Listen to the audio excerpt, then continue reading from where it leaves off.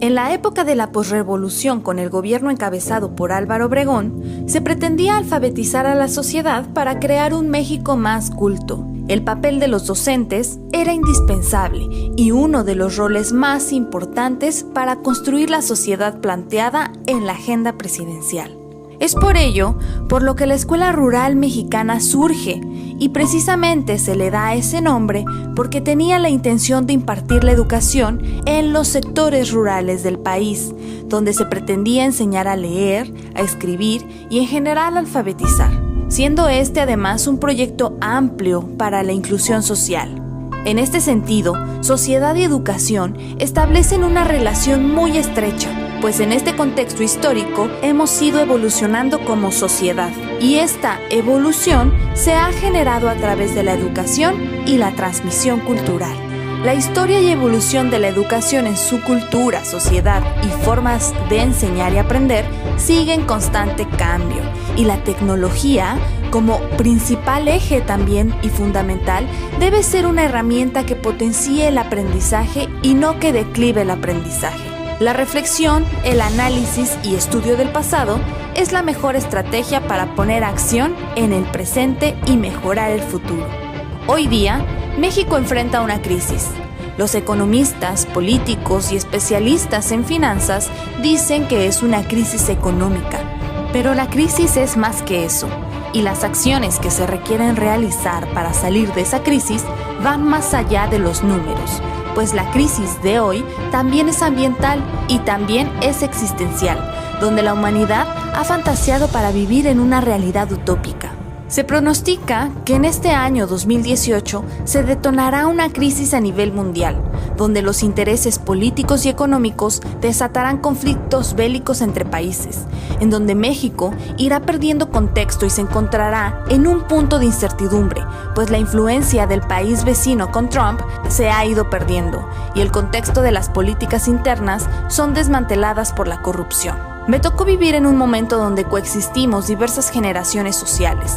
Estamos los millennials, los baby boomers, los X y hasta los centennials, trabajando como fuerza productiva, y los T, o también llamada generación táctil, la más joven de todas y que muchos dirán que son el futuro de la humanidad. Estamos en un momento donde la tecnología se encuentra en una creciente constante y continua, y teniendo al capitalismo como modo de producción, contamina y domina a una sociedad moderna carente de humanidad. Sí, egoísta, hedonista y preocupada por satisfacer ya no sus necesidades básicas, sino sus necesidades materiales, que surgen de un vacío existencial. Es evidente entonces el interés social centrado en el materialismo y el consumismo, y por tanto es observable la modernidad líquida que Bauman categoriza como una era frágil en valores humanos y con una sociedad individualista centrada en el goce de lo material, así como también Rojas describe y define al hombre light como un ser hedonista, materialista y consumista de la era moderna,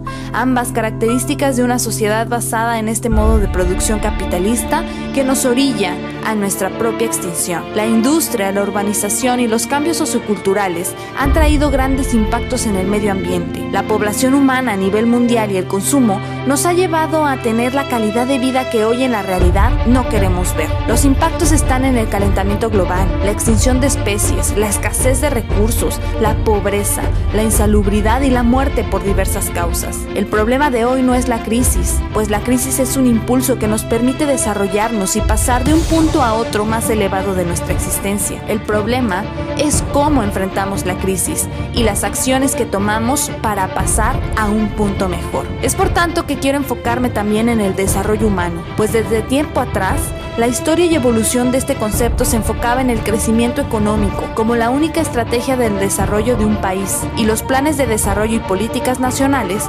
buscaban centrarse en este objetivo principal, el Producto Nacional Bruto per cápita, siendo este un indicador de bienestar económico que mide el disfrute que se obtiene del consumo y que se basa en el enriquecimiento de lo material. Este enfoque modernizador del desarrollo humano es refutado y cuestionado más adelante, pues se sustituyó la idea de desarrollo centrado en los bienes de consumo por el desarrollo centrado en las personas. Así pues, el desarrollo humano de una nación es el proceso por el cual una sociedad pasa a mejorar su condición y calidad de vida a través de la creación de mayores y mejores oportunidades para propiciar su progreso. recalcando en lo último de la definición del PNUD que el desarrollo debe centrarse en el ser humano y el desarrollo de sus capacidades más que en la riqueza material y el bienestar económico, que aunque este último facilite posibilidades, no lo es todo para ser libre y gozar de estas libertades, pues el crecimiento económico es un medio que contribuye en el proceso, pero no es un objetivo en sí mismo. El desarrollo humano en este nuevo paradigma permite dotar a las personas de competencias para la vida, lo cual también les permitirá ampliar sus oportunidades y con ello reducir la desigualdad social, propiciar comunidades sustentables y naciones sostenibles. Sin embargo, pareciera que existen polos opuestos en el mundo, porque en la sociedad se vive una incongruencia existencial. Por una parte, existen organismos interesados en intervenir en políticas educativas, sociales y económicas en países subdesarrollados como México, con la intención de mejorar la calidad en el sistema. Pero por otro lado, pareciera que otros organismos internacionales, como el Fondo Monetario Internacional y el Banco Mundial, han olvidado la verdadera esencia del ser humano, del desarrollo humano. Y los organismos encargados de revisar y evaluar este índice de calidad de vida se han invisibilizado, viéndose opacados por estos últimos interesados por el crecimiento económico a partir de la deuda de países en vías de desarrollo. Es por ello por lo que tocaré 3 conceptos que han venido a revolucionar el eje de la humanidad: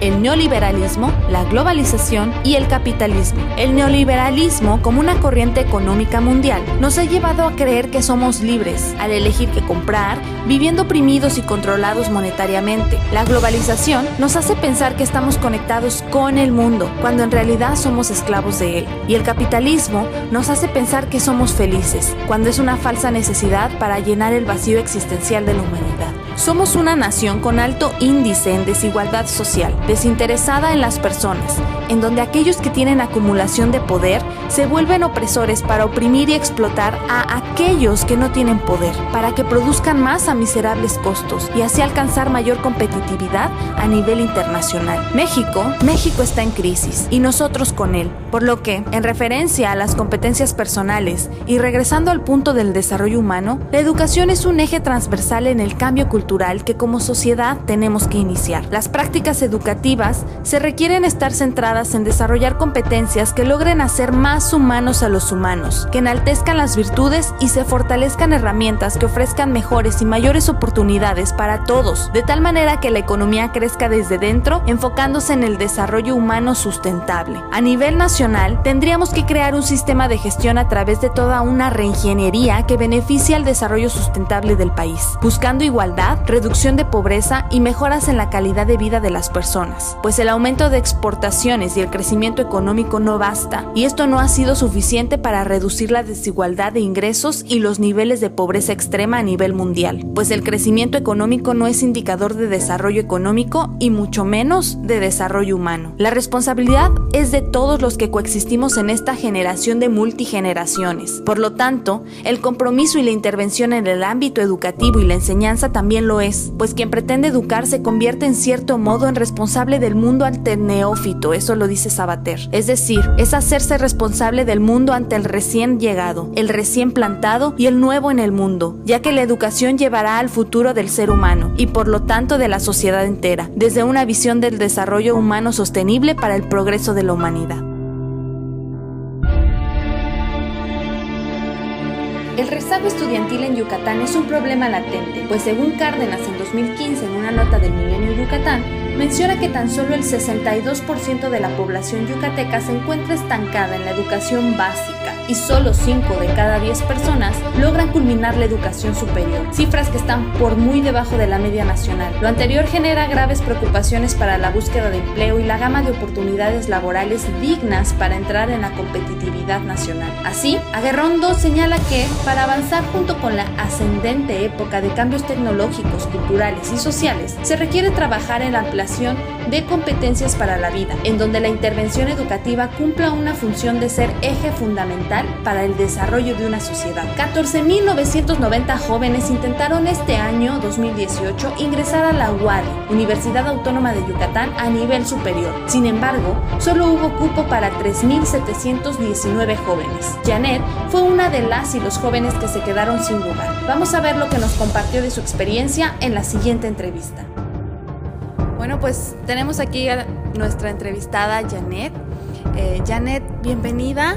quiero hacerte una breve entrevista debido a que en la actualidad se presentan diversas dificultades a la hora de ingresar a la escuela, sobre todo a nivel superior, y queremos saber entonces qué factores son los que influyen en la educación superior y la importancia que es, pues obviamente, la educación para profesionalizarnos y poder continuar y llegar, pues obviamente, a la superación personal, a la realización y a la autorrealización personal. Janet, bienvenida, muchas gracias también por tu tiempo. Vamos a iniciar con las preguntas. La primera es, ¿cuál ha sido el mayor obstáculo que has tenido para poder ingresar a la universidad?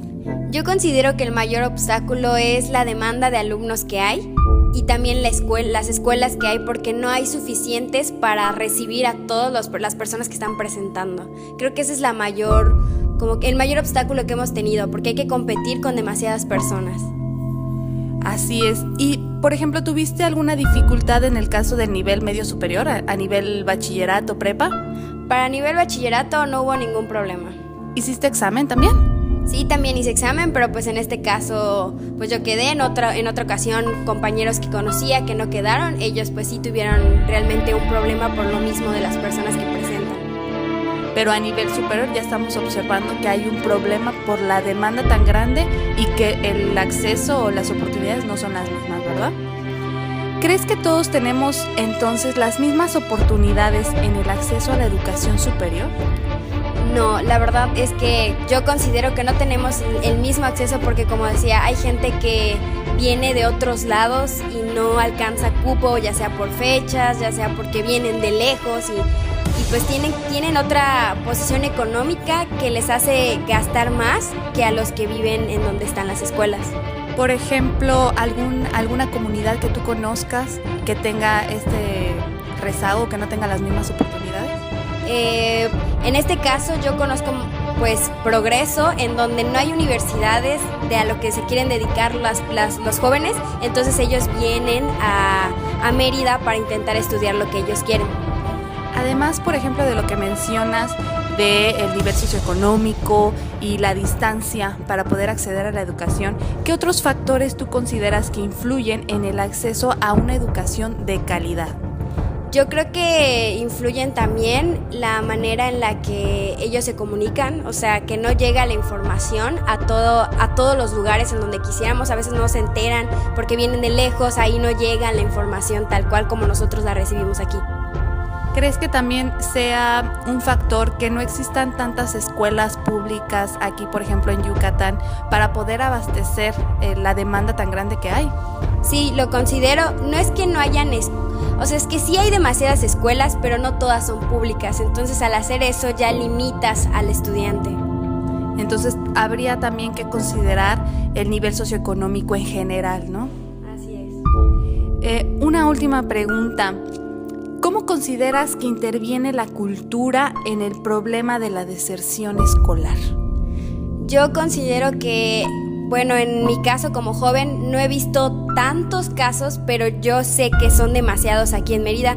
Por el caso de las personas que vienen de pueblitos y, por ejemplo, son mayablantes, a ellos se les dificulta demasiado pues tener como que interacción con maestros. Hay maestros que no son capacitados con esta lengua y no se les entiende, entonces pues ellos ya deciden no venir. Y como comentaba hace rato, igual la distancia de que tienen que venir de otros lugares y quedarse.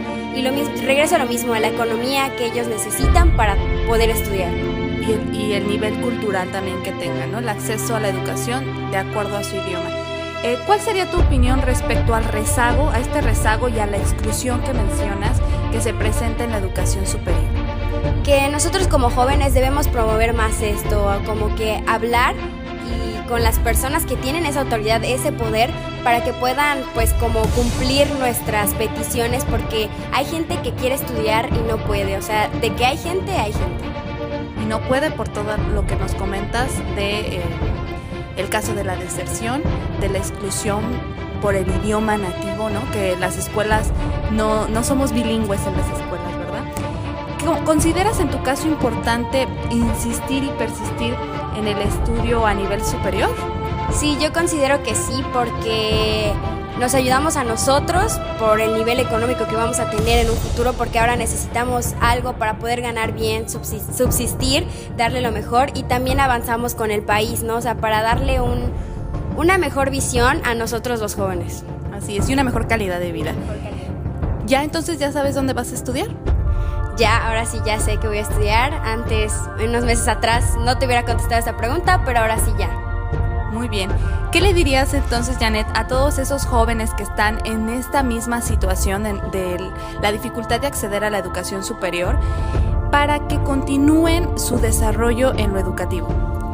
Que pues las circunstancias a veces pueden ser difíciles y tenemos que echarles muchas ganas, a veces más que otros, porque otros tienen más acceso que nosotros, pero o sea que de que haya escuelas dentro de lo que cabe hay, solo es esforzarse y buscar y mantenernos informados. Persistir y resistir, ¿verdad? Ante las adversidades. Pues muchas gracias, Janet, por tu tiempo y por el espacio para poder compartirnos este tema tan importante de los factores que influyen en la deserción y rezago educativo. Gracias. Gracias a ti, Vale, por invitarme.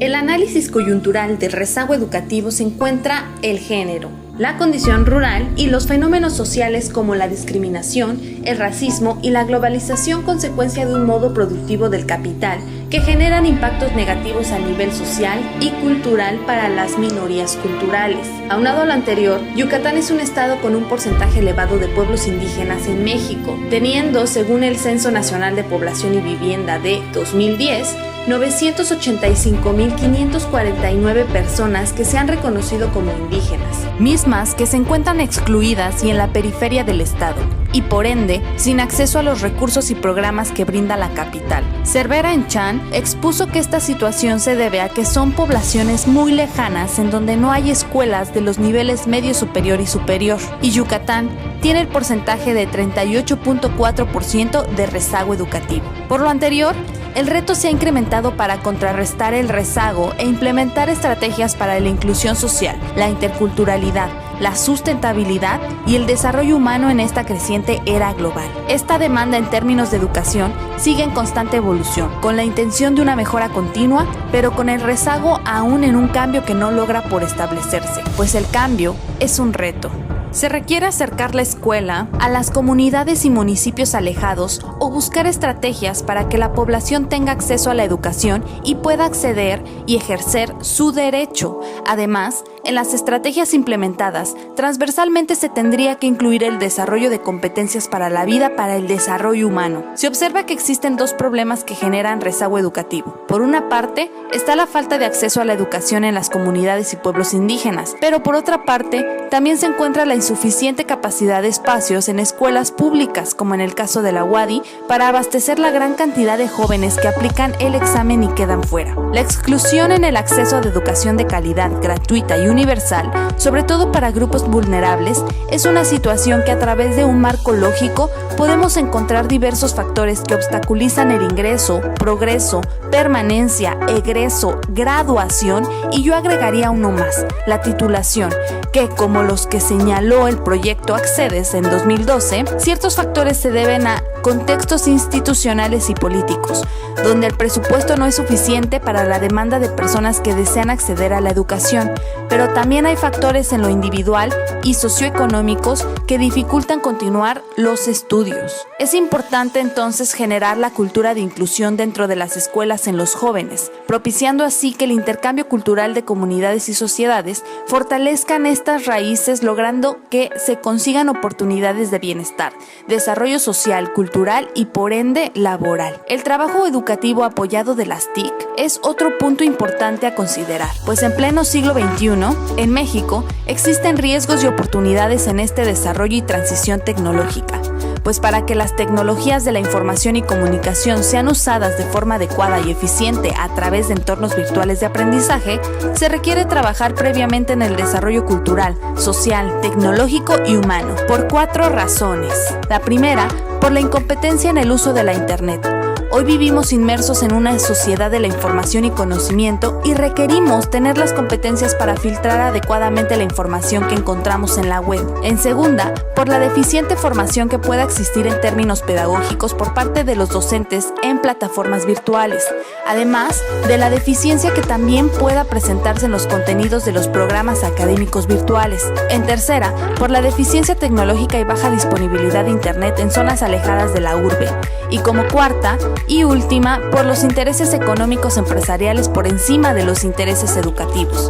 Hoy se busca vender lo más fácil, rápido y en poco tiempo para concluir una carrera.